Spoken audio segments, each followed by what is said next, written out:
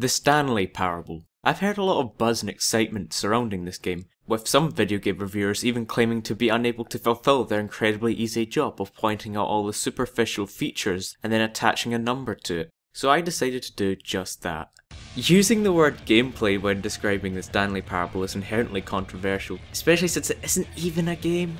People generally have issue defining exactly what makes a video game, with these descriptions ranging from the vague interactive system with a set of implicit and explicit objectives and win states, to an interactive piece of software designed with the purpose of entertainment.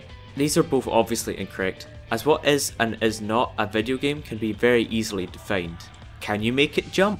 Unique to video games is the ability to jump, which was introduced in Mario and Mario Bros in the late 1300s. There is no other medium in which you can make someone or something jump. Go on, try to make this tomato jump. I'll give you 10 seconds.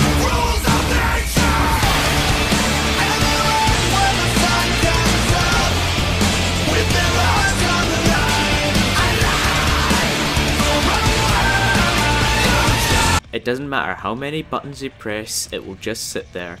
Therefore, games should be defined solely upon this unique feature. Examples.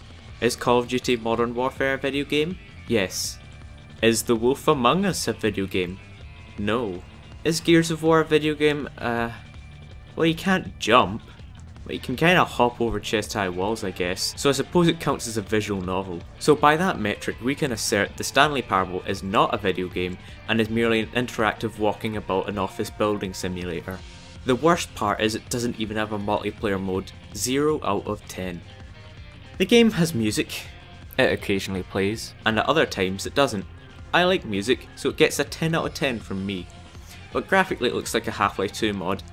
Come on Gabe, raise your game. 0 out of 10. The Stanley Parable has been praised by various critics as an outstanding commentary, exploration, and subversion of various video game design concepts and cliches, such as overly simplistic level design, the illusion of choice, and free will within a video game. With the level of praise that has been placed on the game, I expected a masterpiece that would possibly even surpass such works of art as Memento, The Prestige, or Inception.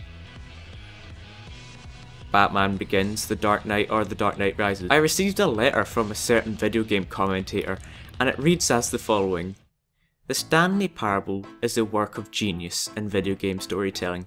It's so Kafkaesque.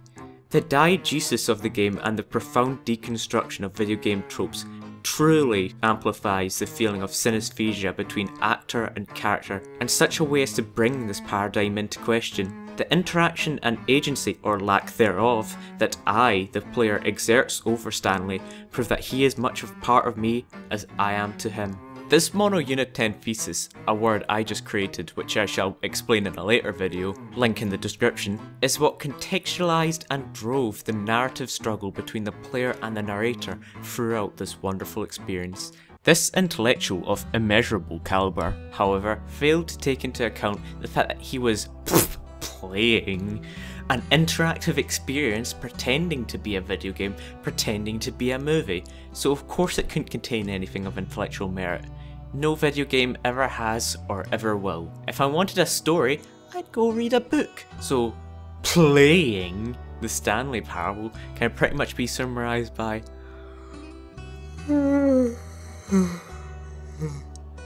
are no meaningful moral choices, there are no grand plot twists, no beautiful romance that fills my heart with a feeling so complicated. No revenge and no resolution at the end. It was nothing but pretentious nonsense trying desperately to be meaningful, while not appealing to my preconceived notion as to what exactly a video game is. 0 out of 10.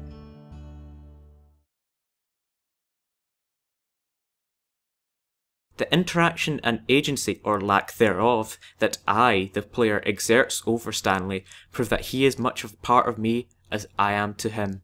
This mono-unit... This mono-unit 10